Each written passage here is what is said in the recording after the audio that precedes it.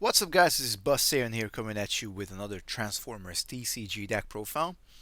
Today we are looking at a deck I have had in development for at least a month, maybe a little bit longer, and we're looking at my Plains Tribal deck.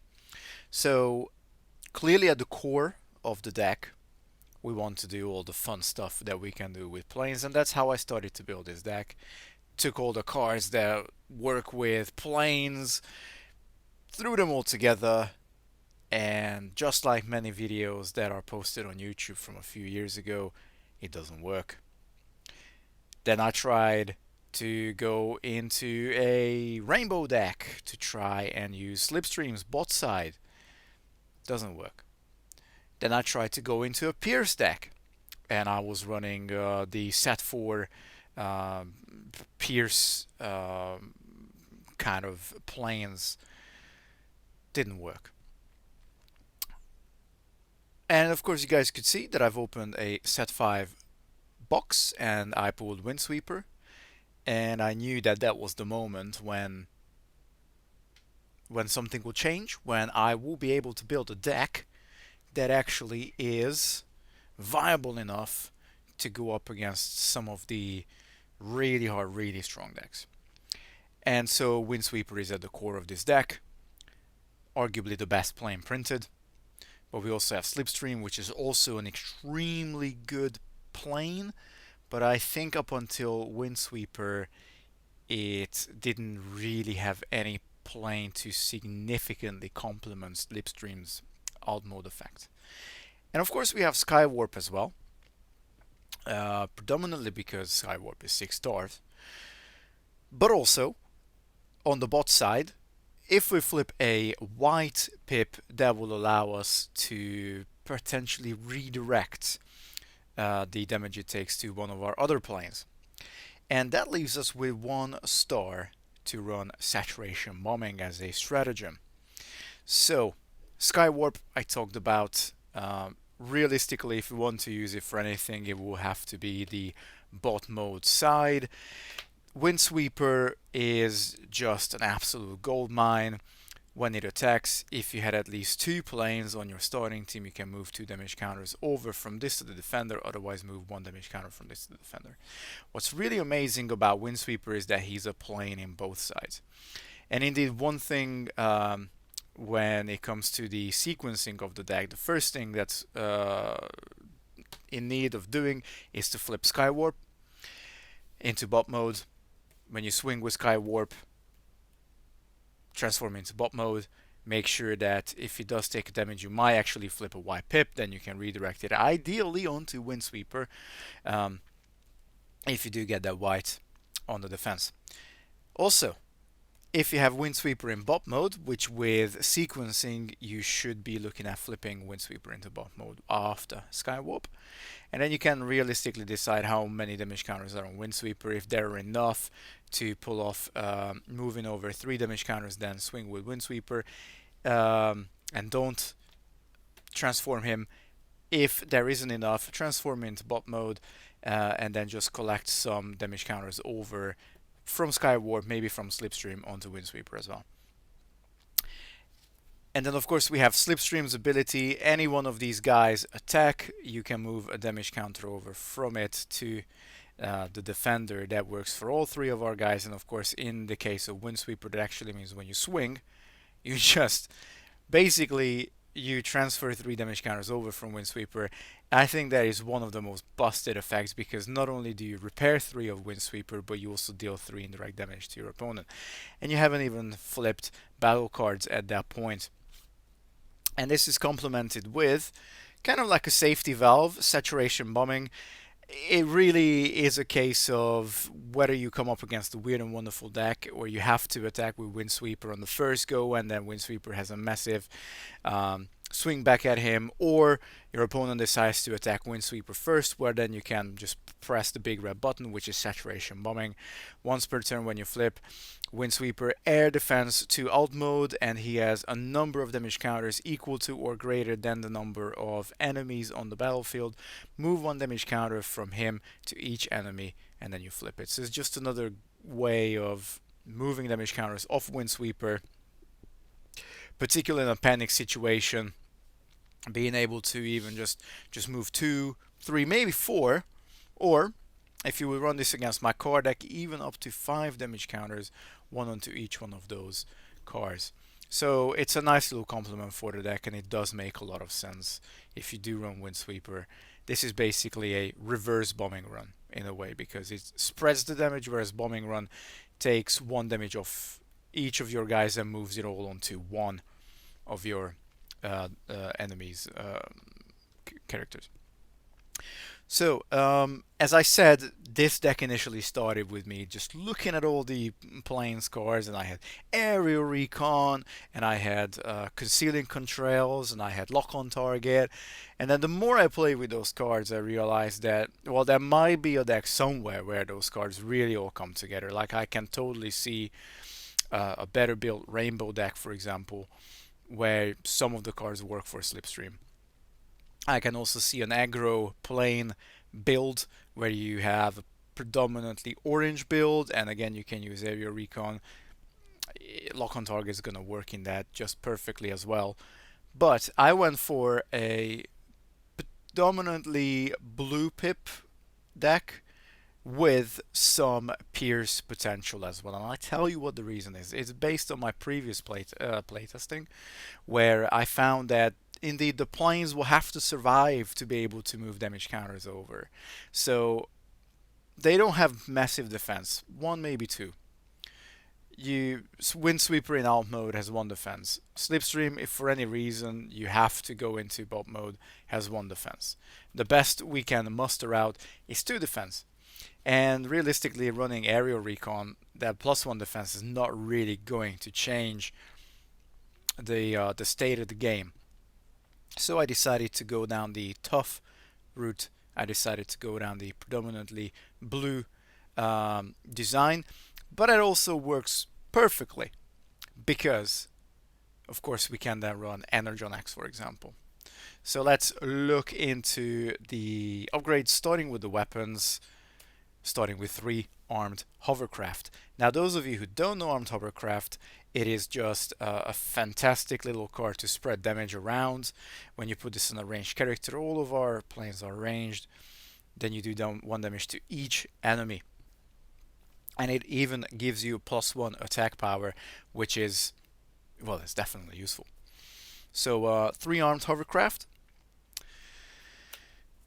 And we have 3 copies of the aforementioned Energon X. Energon X, you can only put it on damaged characters. Now guess what? We have many options to play around positioning damage counters. Skywarp allows us potentially in bot mode to move stuff around.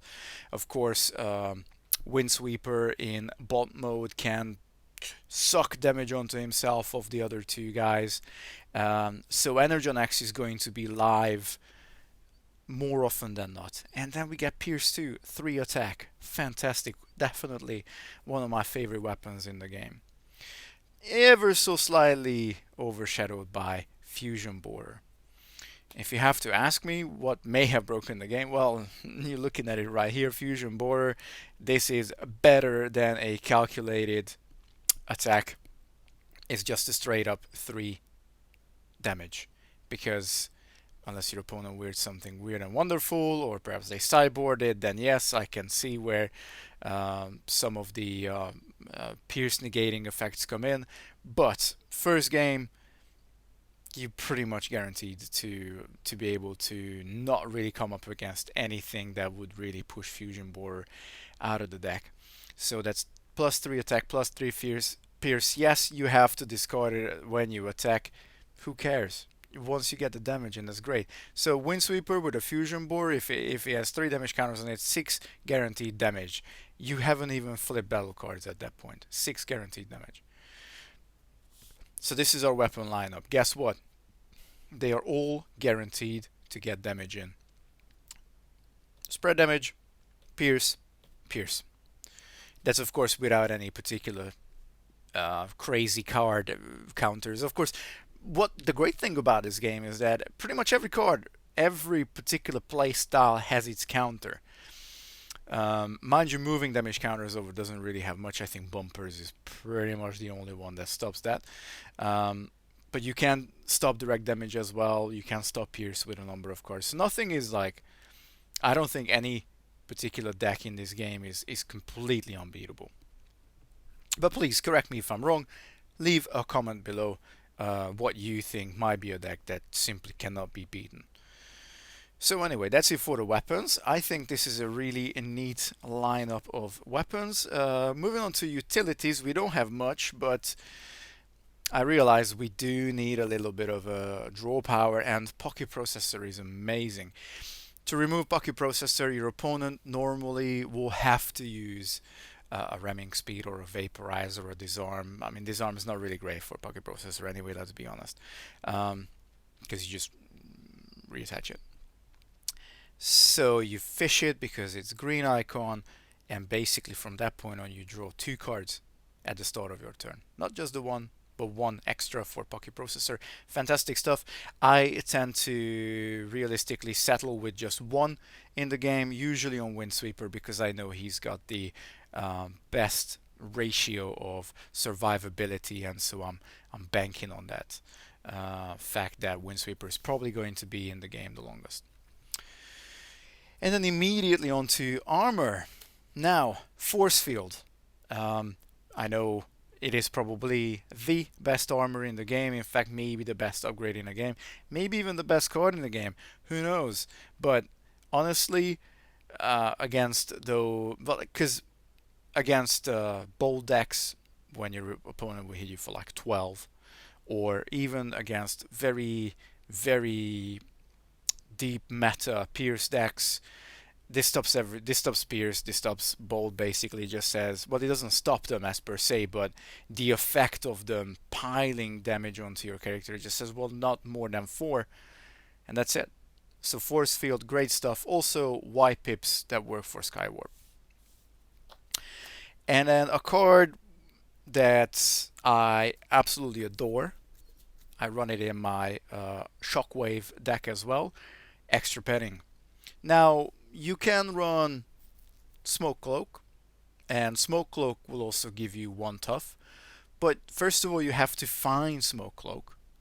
And second of all, you really can only do 1 simple combination with Smoke Cloak. Is okay, you can put 1 on this guy, 1 on that guy, 1 on that guy. Well, Extra Petting actually allows you to focus where you want to put your tough. And it also, with that green icon, not only is it fishable, but you can also, of course, get those crucial cards out of your hands if you're not running incoming transmission or secret. What is the secret range? I don't know what the secret. Battlefield report.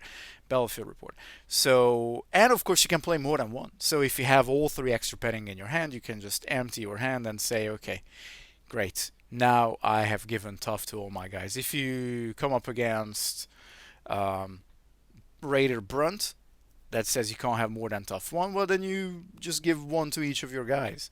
If you come up against some deck that is really trying to force it and really trying to get rid of your Windsweeper, well, just give Windsweeper all 3 Extra Petting. So you got that massive flexibility, which I think makes this card so much better than Smoke Cloak. Because anyway, if you build your deck right, having the black pip on those 3 cards, it doesn't really make much of a difference. So yeah, I think Extra Petting is just superior to Smoke Cloak. And then of course, you guys know these, Handheld Blaster, and moving on to Action Security Checkpoint. These will not be cards we play out of our hands in this deck. Security Checkpoint, maybe once in 10 games, perhaps, if you know your opponent just used a treasure hunt. Yeah, do it. But most cases, they are just in there for the double blue. Moving on with other actions, I have mentioned this with my Matchbox deck review. Scouting Mission is definitely one of my favorite cards in the game. Yes, you do get the black pip. Yes, you do get the blue pip. And you can also do 1 damage to any character. Now, in this particular deck, you will probably be damaging your guys. And then just draw 2. Card advantage is always good. And this indeed does give you a +1. And it even allows you to move that 1 damage over to one of your opponent's defenders, whoever you're attacking, with Windsweeper, Slipstream, or even Skywarp if you have obviously Slipstream alive. So Scouting Mission, love it in this deck. Really, really, really great card. Another card that allows us to just absolutely throw damage at our opponent's characters is Camion Crash. Again, 1 damage to one of your characters. In this case, it specifically said that do 1 damage to one of your characters, whilst Scouting Mission can be a really good finisher if you don't mind giving your opponent 2 cards. Camion Crash says you have to deal 1 damage to one of your characters, do 2 damage to an enemy. I love about both of these cards that you got planes there. You got planes chasing a car. You got a plane literally crashing into a transformer there. And Camion Crash will again just unlock that whoever you swing with, if Windsweeper is in alt mode, that 1 damage you can deal to any of those guys, you will then transfer it over to the defender.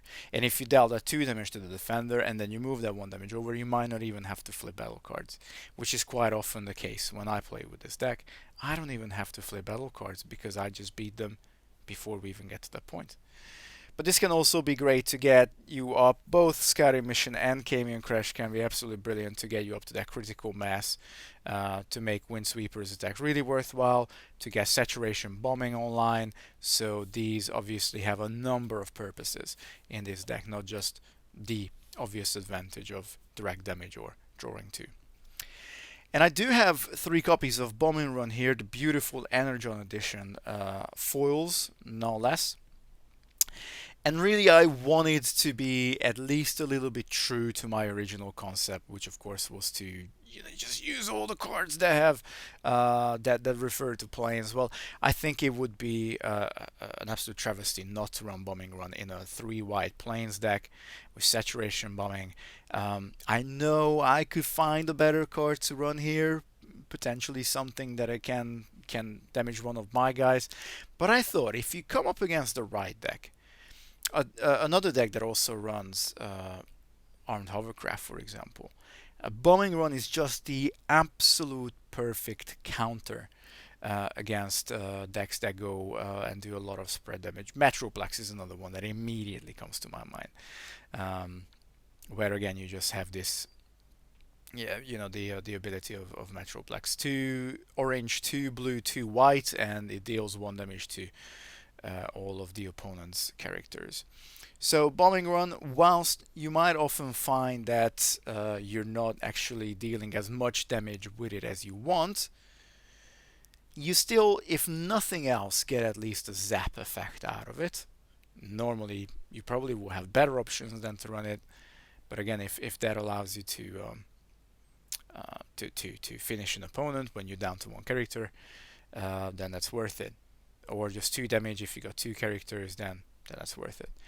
The beauty of it is that it actually says choose an enemy character, move 1 damage counter from each of your planes to that enemy.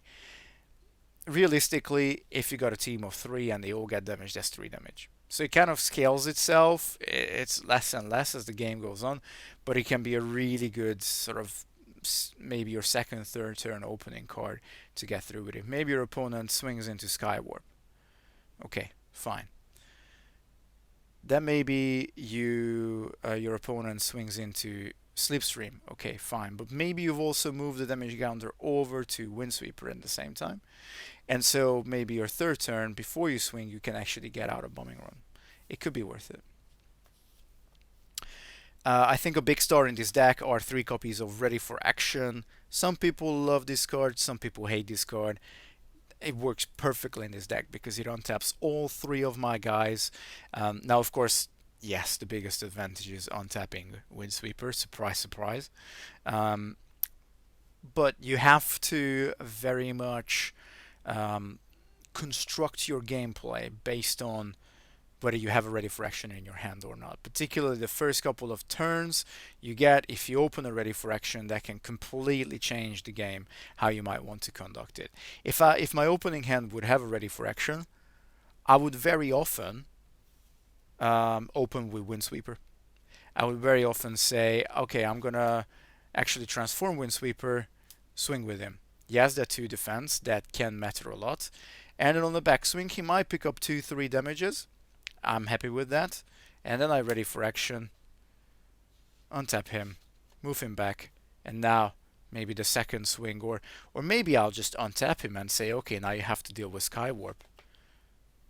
So this really unlocks a lot of moves that your opponent might not be calculating with.